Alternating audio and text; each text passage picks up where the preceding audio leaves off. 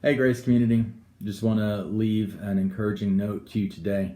I had a great time at Easter. Thanks for everyone that participated, whether it was through live stream or in person. Thank you especially to those who helped put it together. To Josh and James Byers, thank you so much for everything that y'all did. For the worship team, thank you for putting it all together as you did. Thank you, Stephen, for helping to organize it.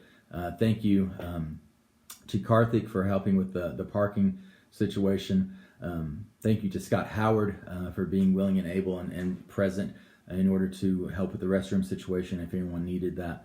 So thank you for everyone. Also, if you were present, thank you for adhering to our stipulations in order to make sure that we can do it without breaking the executive order given to us by our governor. So in this way, we're able to both honor the governor, but more so, we're able to honor the Lord through our coming together to celebrate the resurrected Christ.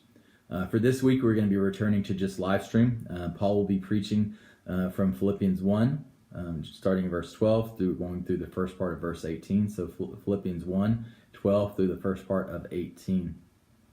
I just want to share with you today continued encouragement from 1 Peter 3, 1 through 7. I'm going to read it to you. I'll give a little bit of explanation, but mainly I want it to be an encouragement to you. Sometimes whenever you read passages about husbands and wives or wives and husbands, you don't always think of them as encouraging, maybe. I hope that you do. That you're able to see what God has for us in there. But this is one of those things where maybe there's some misunderstanding about some words that are used. I'd love to help clarify, but this is meant to be an encouragement about how you can be a witness and be a loving example to those around you, especially those in close quarters with you. Guess what? We're in really close quarters right now. Maybe you've seen the short video going around of, I think they're corgis. Two corgis like growling and barking at each other, and someone put on there, connected to this video, couples during quarantine be like. So it's kind of funny. But at the same time, it's kind of sad. Hopefully this is not what your household looks like during this time. If it is, I'm praying that the Lord would use this time in the Word today to encourage you, to challenge you about where you're finding your strength. That maybe your idols are being exposed as things that you're trying to find your strength in these things, or you're trying to find how you're to live according to something other than God and His Word and according to living in the context of the church. So 1 Peter 3, verses 1 through 7. Likewise, wives, be subject to your own husbands, so that even if some do not obey the word, they may be won without a word by the conduct of their wives, when they see your respectful and pure conduct. Do not let your adorning be external, the braiding of hair and the putting on of gold jewelry, or the clothing you wear, but let your adorning be the hidden person of the heart, with the imperishable beauty of a gentle and quiet spirit, which is, in God's sight, very precious. For this is how the holy women who hoped in God used to adorn themselves, by submitting to their own husbands, as Sarah obeyed Abraham, calling him Lord. And you are her children, if you do good and do not fear anything that is frightening. Likewise, husbands, live with your wives in an understanding way, showing honor to the woman as the weaker vessel, since they are heirs with you of the grace of life, so that your prayers may not be hindered. So when Peter's writing, he writes to women first, and he has more words that he says, but he's more straightforward with the guys. To the women, he's writing saying, look, maybe you have a husband that at some point in time, maybe he's supposed to be a Christian, but he's not obeying the word. How do you deal with a husband like that? Maybe your husband doesn't obey the word ever, as in he doesn't even know Christ. Peter's saying, look, I'm writing to encourage you about how you can be an example of the gospel, an example of grace and love and strength, even if your husband is not being in being likewise. So ladies, the most important relationship for your relationship with your spouse is your relationship to the Lord. You're able to find strength. You're able to find peace. You're able to find contentment in your relationship with the Lord in such a way that it shocks and impresses the person that you're living with, that impresses your children. As he says in here, but let your adorning be the hidden person of the heart with the imperishable beauty of a gentle and quiet spirit, which in God's sight is very precious. Some different theologians, one of their main arguments for the existence of God is beauty. You're able to be an example of beauty in your household, no matter what your household is like. And I'm not saying that it's okay for some households to exist in a certain way, such as Peter saying, "Hey, look, honor the women as the weaker vessel." He straight up calls out some men that might be physically aggressive with their wives. I'm not excusing that behavior from certain men or seeking to shift blame toward anyone else. That's not what he's saying in here. What he's saying is, look, no matter your situation, you can be an example of beauty, an example of grace through how you seek the Lord and how you seek to live for the Lord in the midst of relationships. And so even in the midst of this closest relationship, even if you've been in quarantine with someone for 5 weeks now, you can actually love your husband more now than you ever have before, because you have more opportunities to see and be around your husband. Look, I don't know the different quirks your husband has, but you're able to love him. God gives you the grace to be able to love him.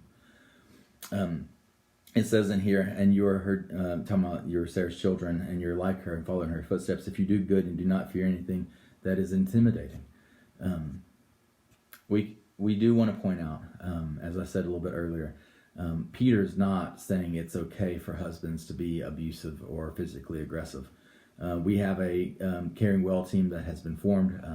That is, some are finished already with the full process of becoming a church that's caring well, that cares well for the abused, and we have others that are almost finished.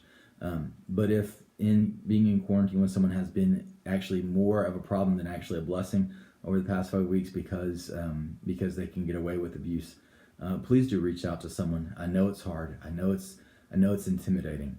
But don't let the idea of letting someone trustworthy into the information about what's going on be what intimidates you, especially since you have people that love you, that are praying for you, that are caring for you, and want to walk with you through this situation. Please do reach out.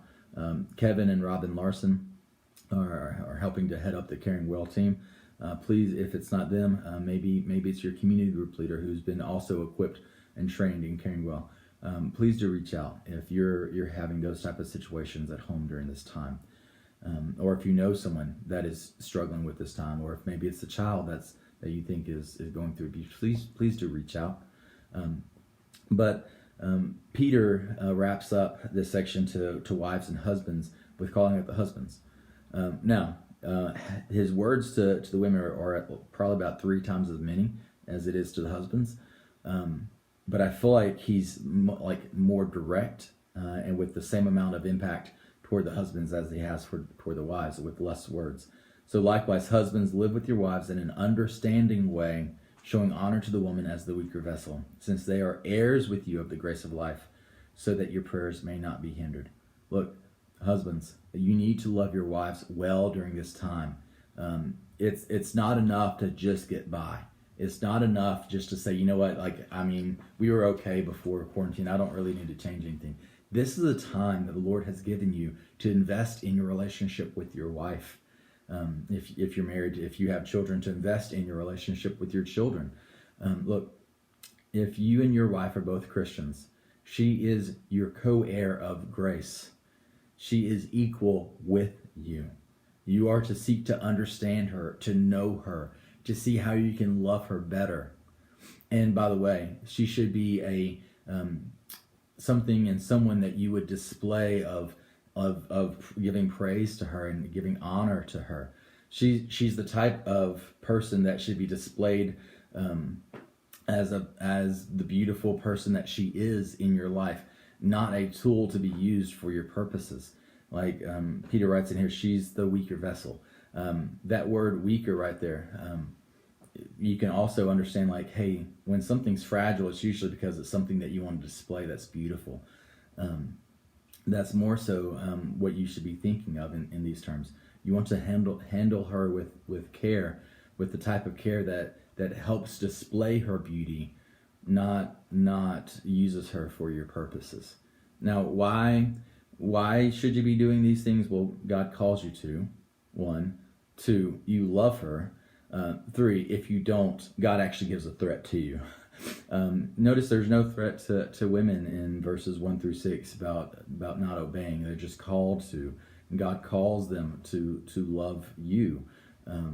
As crazy as that is to love you, they do, and God calls them to love you. For you guys, whenever Peter's writing this, he ends it with this: so that your prayers may not be hindered. Look, don't be a knucklehead, all right? God calls you to love your wife. God expects you to love them in this way. But maybe you're like, yeah, but I want to be able to assert my own will. Okay, look, here's the deal.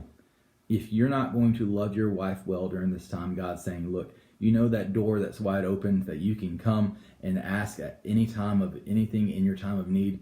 If you're not loving your wife well, you're not going to be able to talk with me about things. You're not going to be able to come to me in your time of need. Yes, you're still my child, but I'm going to discipline you in such a way that you're going to know. Guys, love your wives. Don't just go through the routine. Definitely don't be physically aggressive or mentally or verbally aggressive with them. Wives, also love your husbands. This is a time where it's already strained enough to not be able to have your normal routines. Different things that we have come to depend on, that whether we should or not is a different matter.